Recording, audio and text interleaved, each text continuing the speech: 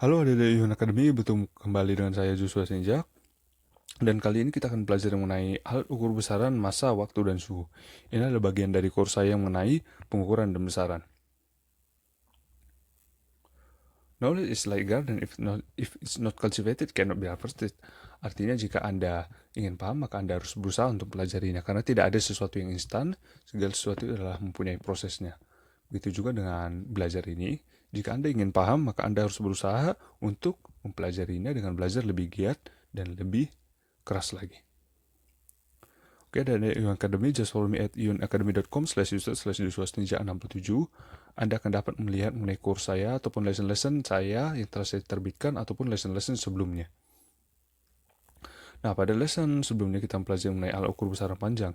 Jadi adik-adik Yun Academy telah mempelajari alat ukur besaran panjang yang seperti mistar, jangka sorong, ataupun mikrometer skrup. Nah, ini adalah alat-alat ukur besaran panjang yang sering kita gunakan dalam kehidupan sehari-hari. Dan sebaiknya ada adik-adik Yun Academy mengingat mengenai alat ukur ini dan bagaimana cara menggunakannya, karena dalam kehidupan sehari kita pasti akan sering menggunakannya, baik Anda dalam sekolah ataupun nanti dalam jenjang yang lebih tinggi seperti perguruan tinggi. Kita akan masuk mengenai alat ukur besaran massa. Nah, alat ukur besaran massa diukur dengan menggunakan neraca. Neraca dibedakan menjadi beberapa jenis seperti neraca analitis dua lengan, neraca digital, dan neraca Ohaus, beserta dengan neraca lengan gantung. Ini adalah jenis-jenis neraca yang sering kita gunakan di kehidupan sehari-hari. Ini adalah neraca analitis dua lengan, neraca digital, neraca Ohaus, dan neraca lengan gantung. Saya akan menjelaskan mengenai masing-masing mengenai neraca ini. Yang pertama adalah neraca analitis dua lengan. Nah, neraca ini berguna untuk mengukur massa benda seperti emas, batu kristal, dan sejenisnya. Jika Anda pergi ke toko-toko emas, maka Anda akan bisa menemukan mengenai alat ukur besaran ini. Jadi konsepnya itu terjadi kesetimbangan antara benda yang diukur di kiri dengan yang di kanan. Saat terjadi kesetimbangan, maka Anda akan tahu berapa berat benda yang diukur. Itu adalah mengenai neraca analitis dua lengan ini. Berikutnya ada neraca digital. Neraca digital ini adalah salah satu yang paling praktis dan harus diakui juga yang paling akurat. Nah, neraca digital ini penggunaan yang praktis karena massa benda yang diukur langsung terbaca pada layarnya. Anda cukup meletakkan benda yang akan diukur dan beratnya akan terdisplay pada layar. Dan memang sekarang rata-rata orang melakukan pengukuran berat suatu benda menggunakan neraca digital ini karena menjadi sangat populer dan juga selain praktis memang paling akurat. Dan neraca lengan gantung, neraca ini berguna untuk menentukan massa benda yang secara kerjanya dengan menggeser beban pemberat. Ini adalah beban pemberat yang digeser sepanjang batang. Sama dengan neraca analitis dua lengan, jika terjadi keseimbangan pada bagian kiri dan kanan, maka berat benda akan dapat diketahui. Ini digunakan oleh pedagang-pedagang dulu, khususnya pedagang-pedagang beras. Jadi saat saya beli beras 5 kg, maka akan digantung di sini. Dan awal tidak terjadi keseimbangan. Terjadi keseimbangan saat Anda menggeser beban pemberat ini sepanjang lengannya. Dan jika diketahui telah seimbang, maka Anda baca skalanya dan berat benda yang Anda ukur, Anda bisa mengetahuinya.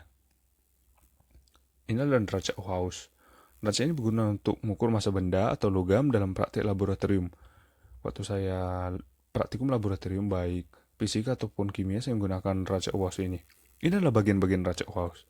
Ada tempat bebannya, ada tombol kalibrasi, ada garis kesetimbangan, ada pemberat, dan ada lengan neraca. Jika kita lihat detail lagi mengenai pemberat, nah masing-masing pemberat memiliki skalanya. Jadi ada bagian belakang, ada bagian tengah, dan ada bagian depan. Dan tentunya skala yang berbeda-beda, tergantung pada posisinya. Nah, bagaimana cara membaca hasil pengukuran menggunakan neraca Ohaus? Nah, ini adalah cara melakukan pembacaan pada neraca Ohaus. Jadi ini adalah sampel pembacaan ya. Jika dalam kondisi seimbang terjadi ukuran seperti ini. Nah, bagaimanakah skala atau berat yang terukur ini? Jadi step pertama yang Anda lakukan yaitu membacanya mulai dari skala yang paling besar, berapa skala paling besar yang terukur, dan kemudian turun kepada skala yang lebih kecilnya, dan setelah itu ke skala yang terkecil. Nah, berat benda yang terukur adalah Anda hanya perlu melakukan penjumlahan pada ketiga skala ini. Nah, jika Anda melihat hasil yang terukur ini, maka berapakah berat benda yang terukur? Baca skala yang lebih besar dulu. Pada posisi timbang, skala paling besar menunjukkan angka 400. Dan pada skala yang kedua pada angka 50, dan yang paling ketiga adalah angka 6,5.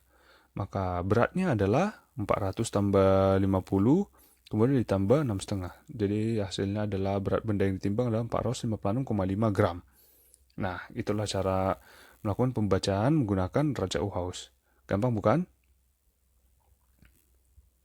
Nah, sekarang kita akan masuk ke alat ukur besaran waktu. Jika Anda ujian olahraga, khusus sprinter, maka guru olahraga Anda akan menggunakan alat ukur yang namanya stopwatch. Ataupun saat Anda berpergian, Anda pasti akan menggunakan arloji. Dan ini adalah jam atom cesium. Saya rasa kedua alat ini sudah sangat familiar kepada Anda, dan saya menjelaskan mengenai jam atom cesium. Jadi jam atom cesium ini adalah jam yang digunakan untuk penentuan standarisasi 1 detik itu seberapa. Nah, setelah kita pelajari pada lesson sebelumnya mengenai pengertian 1 detik ya, sesuai dengan namanya jam atom cesium. Ini konsep basicnya itu menggunakan atom C133. Kenapa menggunakan atom C133? Karena memang memiliki frekuensi dan yang juga yang paling stabil ya. Saking stabilnya, kesalahan pengukuran waktu oleh jam atom cesium hanya 1 detik dalam kurun waktu 3000 tahun. Sangat begitu akurat ya. Sehingga ini digunakan sebagai basic penentuan 1 detik secara skala satuan internasional. Ini adalah mengenai jam atom cesium. Jika Anda penasaran, di Indonesia juga ada jam atom cesium. Sekali-sekali jika Anda memiliki waktu luang, Anda bisa melihat mengenai jam atom cesium ini. Kita masuk ke dalam alat ukuran besaran suhu. Nah, termometer. Jika Anda dikatakan sakit, maka biasanya suhu badan Anda akan diukur menggunakan termometer ini. Dan termometer ini saya rasa alat yang cukup familiar ya, karena sering kita jumpai dalam kehidupan sehari-hari. Nah, untuk mengukur suhu suatu sistem biasanya menggunakan termometer. Dan jika Anda mengetahuinya, termometer terbuat dari tabung pipa kapiler yang berisi air raksa. Inilah air raksanya. Ketika suhu bertambah, air raksa akan memuai, akan naik, sehingga naiknya ketinggian permukaan raksa dalam tabung kapiler dibaca sebagai kenaikan suhu. Begitu juga saat ada penurunan suhu, maka akan menyusut sehingga penurunan suhu. Jadi konsepnya itu menggunakan air raksa yang jika terjadi peningkatan suhu akan memuai dan jika terjadi penurunan suhu akan menyusut. Nah, ada banyak tipe-tipe skala yang digunakan dalam termometer ya, tergantung pada negara-negara yang menggunakannya. Dan di Indonesia kita menggunakan skala Celcius ya. Bagaimana di belahan dunia lain ya? Ada yang menggunakan skala Fahrenheit, ada juga Kelvin, ada Reaumur, dan secara standar internasional menggunakan skala Kelvin. Dengan titik bekunya 273 dan titik didihnya 373.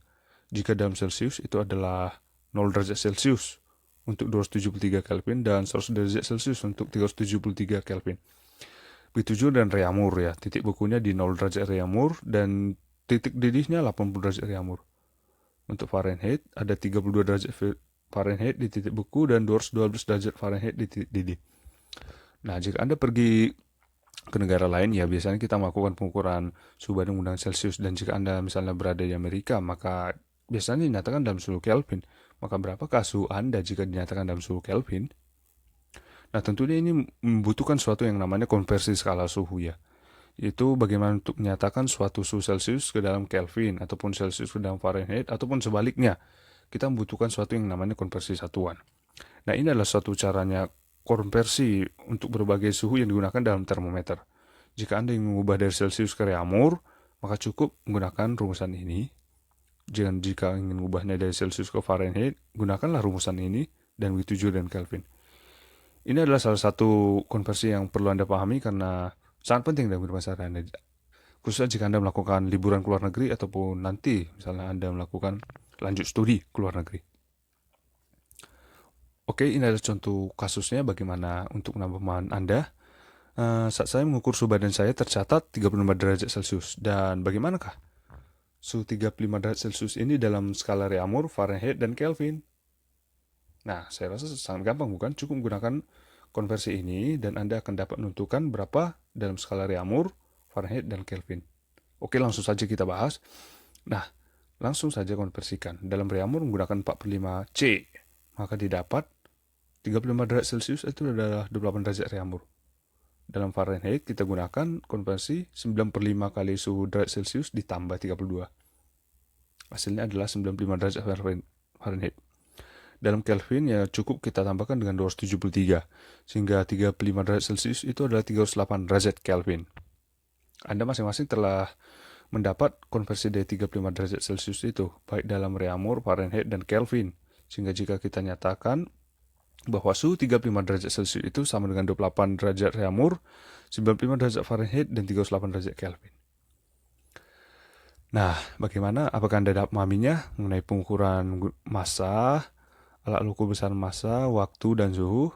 Ya, saya harap dapat menambah pemahaman adik-adik Yun Academy mengenai materi ini dan bisa memperluas wawasan Anda mengenai massa, waktu, dan suhu. Sekian mengenai lesson ini, kita akan jumpa ke lesson berikutnya. Saya Joshua Stinjak, sampai jumpa.